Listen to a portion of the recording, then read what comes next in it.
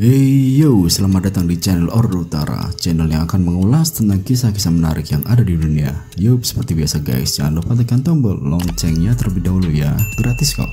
Oke, seperti penjelajah Inggris Lawrence Oates ketika dia berjalan keluar ke badai salju selama ekspedisi Antartika. Karena menganggap memperlambat yang lain, lalu dia memutuskan untuk mengorbankan dirinya. Dan yang ia lakukan ini karena ia menderita penyakit tertentu, entah penyakit paru, kurap, bisulon, atau apalah itu, gue juga nggak tahu. Sejak saat itu, Mr. Lawrence tak pernah terlihat lagi. Kita dapat menyimpulkan bahwa Mr. Lawrence Oates tidak bertahan lama di badai salju itu. Dan mungkin sisa-sisa tubuhnya masih di luar sana terlebur dalam es. Tetapi ada beberapa orang yang mengatakan sepertinya dia menghilang di planet ini. Oke guys, hari ini kita akan melihat beberapa kasus menghilang yang paling terkenal dalam episode kali ini, yaitu menghilang misterius yang masih belum bisa dijelaskan.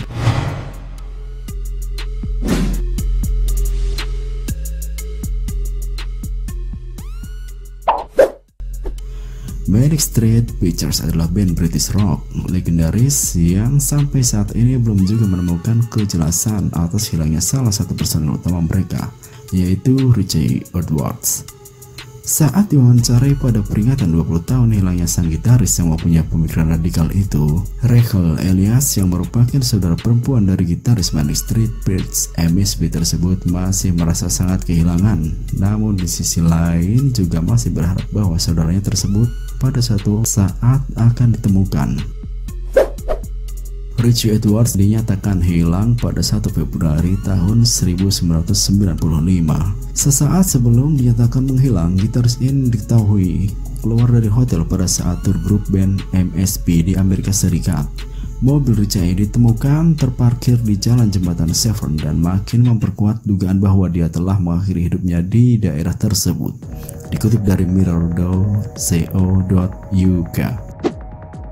Meski telah dinyatakan meninggal pada tahun 2008, namun kenyataannya tubuhnya tidak pernah ditemukan. Pasca hilangnya Richie, berbagai misteri kematian dan rumor pun bermunculan seperti anggapan bahwa Richie merasa depresi dan tertekan sebelum memutuskan mengakhiri hidup dengan bunuh diri. Namun demikian, sang saudara perempuan Rachel Elias yang kini telah berusia 45 tahun masih terus melakukan pencarian terhadap Richie.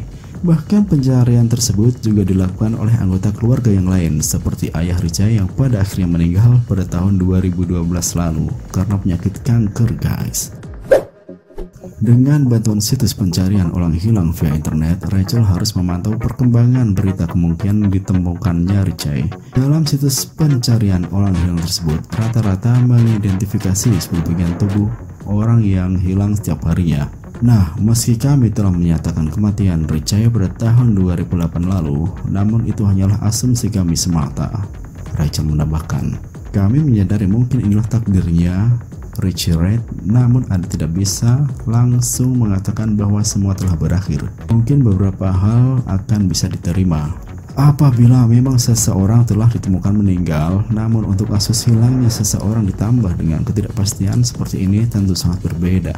Di musim panas terakhir sebelum dinyatakan menghilang, Richie memang diketahui memiliki ketergantungan alkohol, anoreksia. Nah guys, anoreksia sendiri adalah gangguan makan yang ditandai dengan rasa takut yang berlebihan bila berat badan bertambah dan gangguan persepsi pada bentuk tubuh. Penderita anoreksia terobsesi untuk memiliki tubuh kurus dan melakukan berbagai upaya untuk mendapatkan bentuk tubuh yang ideal menurut mereka.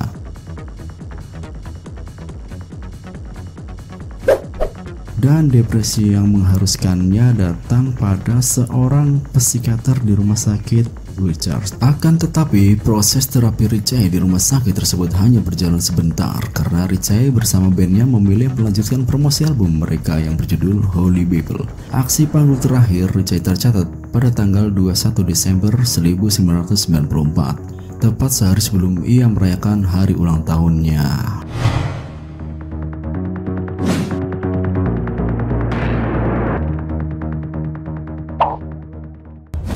Benjamin Butters adalah seorang diplomat Inggris pada abad ke-19. Ia masih cukup muda namun sangat piawai dalam melaksanakan tugasnya. Ia seperti seseorang yang memiliki potensi tak terbatas. Pada tahun 1809, udah lama banget ya nih. Setelah tuntas dengan sebuah tugas diplomatik di Australia, ia kembali ke rumah dan terpaksa mengambil rute bahaya untuk menghindari Prancis. Keputusan itu masuk akal juga sih, karena ia baru saja kembali dari upaya meyakinkan Australia agar menyerang pasukan Napoleon di Prancis. Saat itu sang diplomat bersenjata lengkap, termasuk sebuah pucuk pistol yang dipegang sendiri. Ia kemudian memutuskan melakukan perjalanan dari Jerman dengan menggunakan nama samaran, yaitu Koch, K-O-C-H. Pada 25 November, Bartras dan bawahannya yang bernama Herkurs dari Jerman berhenti di kota kecil bernama Perleberg untuk beristirahat. Ketika tiba saatnya mereka harus meninggalkan tempat penginapan, Bartels melangkah keluar dari pintu dengan diikuti Cross beberapa detik kemudian. Tapi ketika Cross tiba di luar, Bartels lenyap dan tidak pernah terlihat lagi.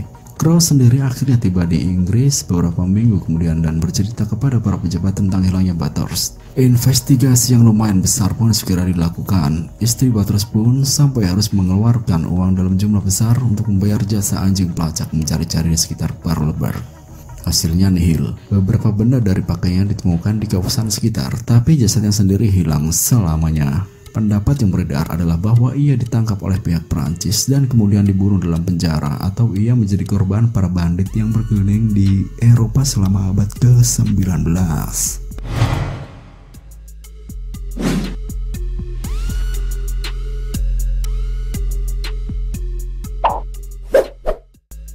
Tidak ada kisah misteri paling heboh dalam sejarah modern Thailand, melebihi misteri Jim Thompson pada 1967.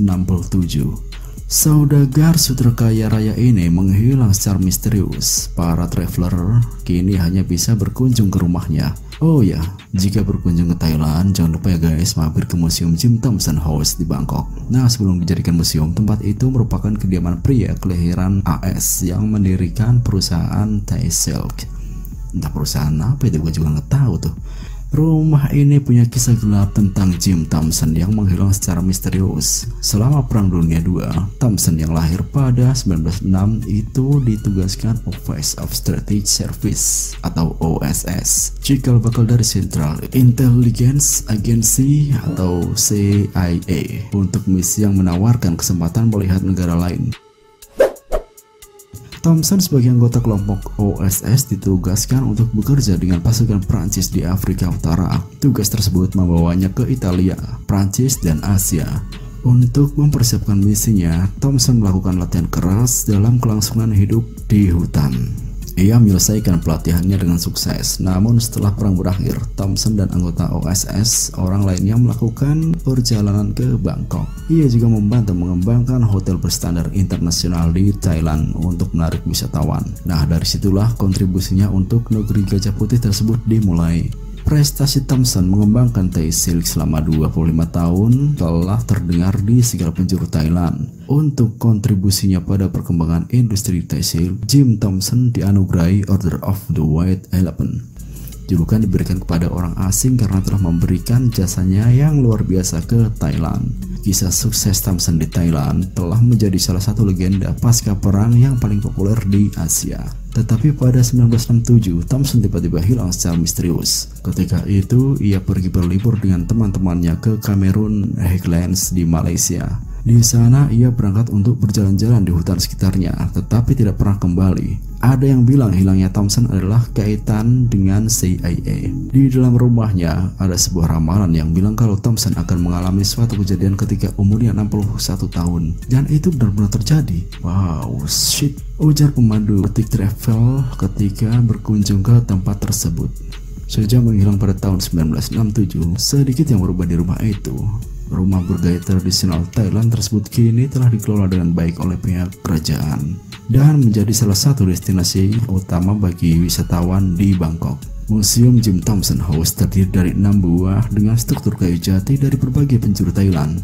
Pembangunan rumah tersebut selesai pada 1959. Untuk tur mengelilingi Jim Thompson House, Anda cukup membayar 100 baht atau sekitar 30.000 aja guys. Asik tuh kayaknya, bisa dicoba ya.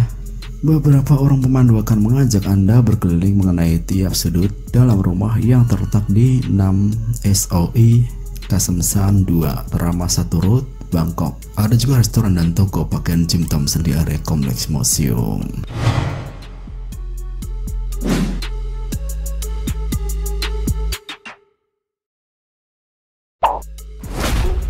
Pencarian pesawat Malaysia Airlines MH370 berserta 239 orang di dalamnya terus dilakukan. Sejumlah dugaan bermunculan, salah satunya adalah Boeing 77200ER itu menjadi korban pembajakan. Meski belum ada pihak yang mengaku bertanggung jawab dan menyuarakan tuntutan tebusan. Terkait pembajakan, ada kisah menarik yang terjadi pada 24 November 1971.